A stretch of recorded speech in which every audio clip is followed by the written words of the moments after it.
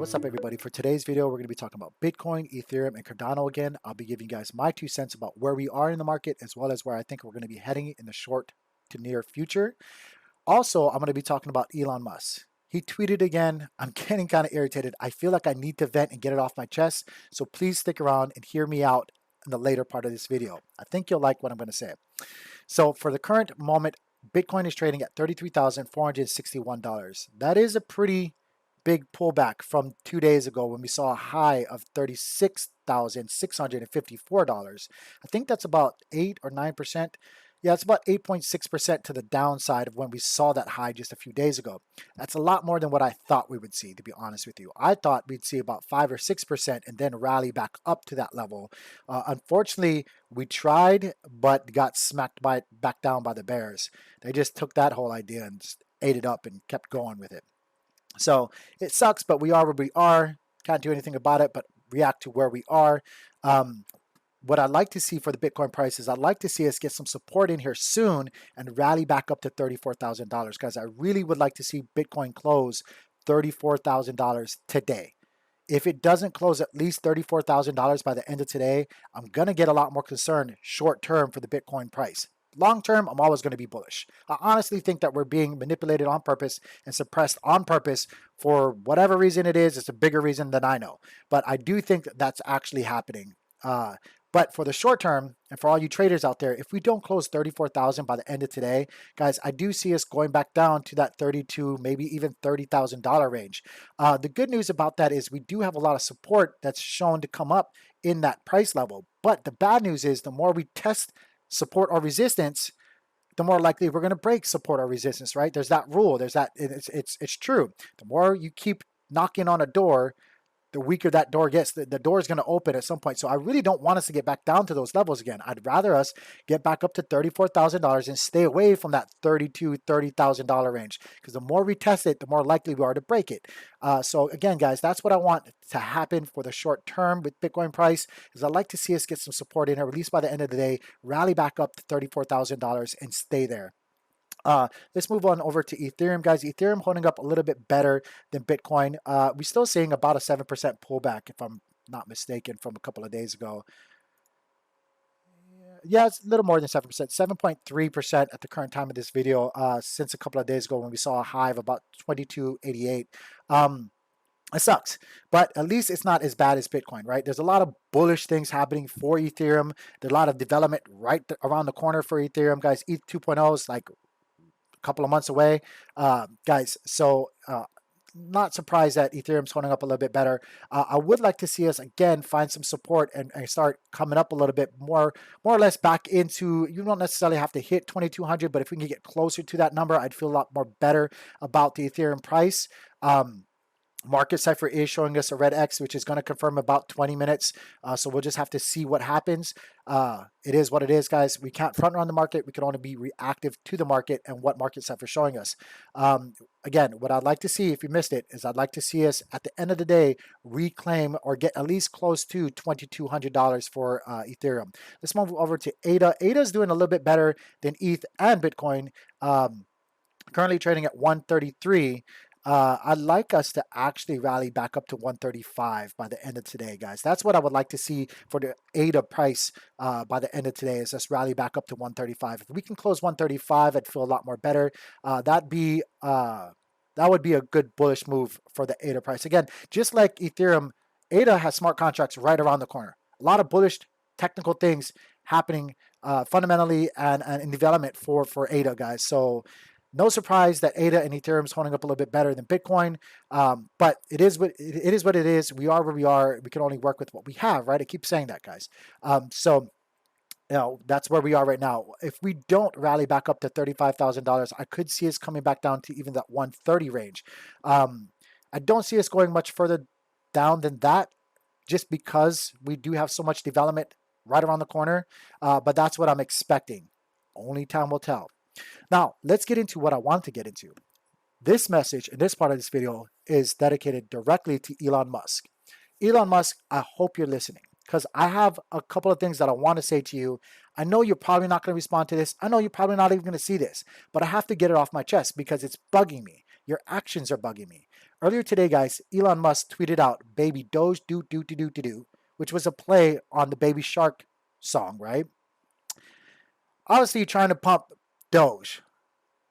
The messed up thing, though, is he always seems to do this when Bitcoin's at a critical moment, when we're finding ourselves either trying to rally like we did here or trying to find support at critical key support levels.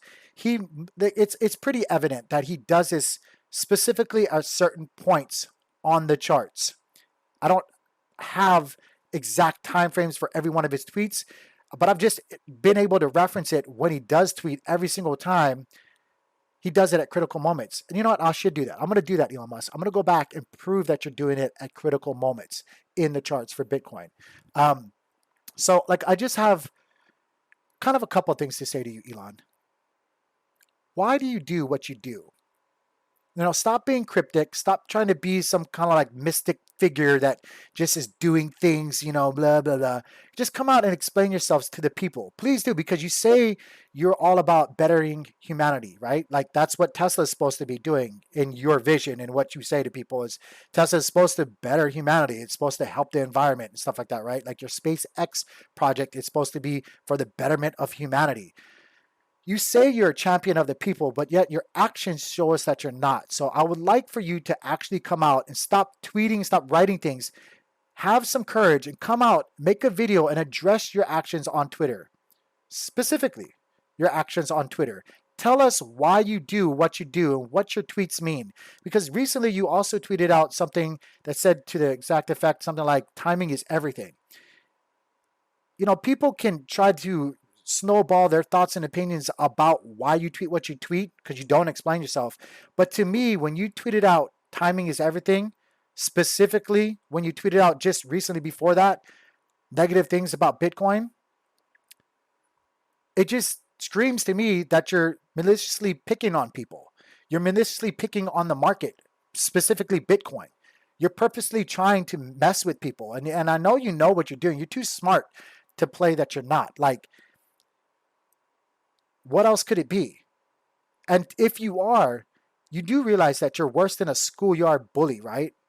And the reason why I say you're worse is because most of the time schoolyard bullies are adolescents. They're not adults.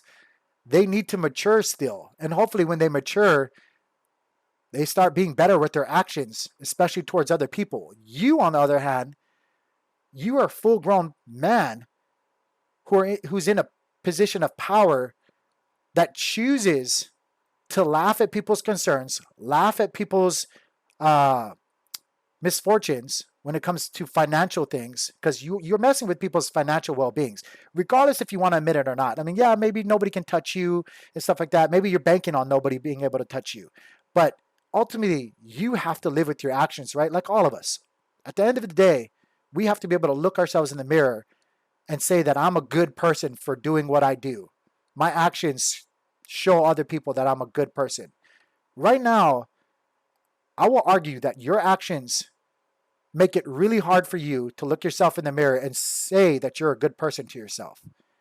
It must be a really hard life. You must be dealing with like stuff that people couldn't even comprehend, right? Like, or at least that's probably what you'll say.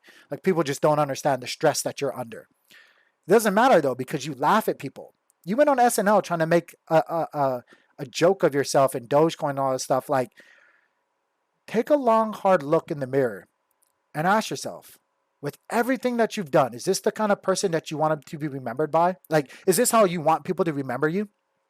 Seriously? Because I doubt that it is.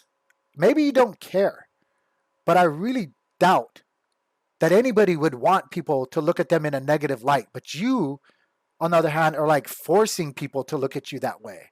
I know you know people are doing it. They're looking at you that way. I am. I think, honestly, right now, my opinion about you, and I'll swear right now, because I don't think there's any other expressive way that better suits how I feel about you, is I think you're a piece of shit. Pardon my French.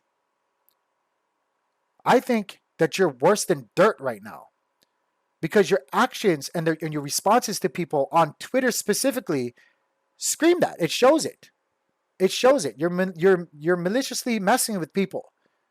Why, Elon Musk? Why? You say you're a champion of the people. I, you know, I could argue with all of your other actions that you are obviously not. If you guys don't know, yeah, you guys think that these Teslas are so great for the environment. They're not. Do you know what it takes to mine lithium? Do you know what this man does to get that to happen? Do you know how he treats his workers?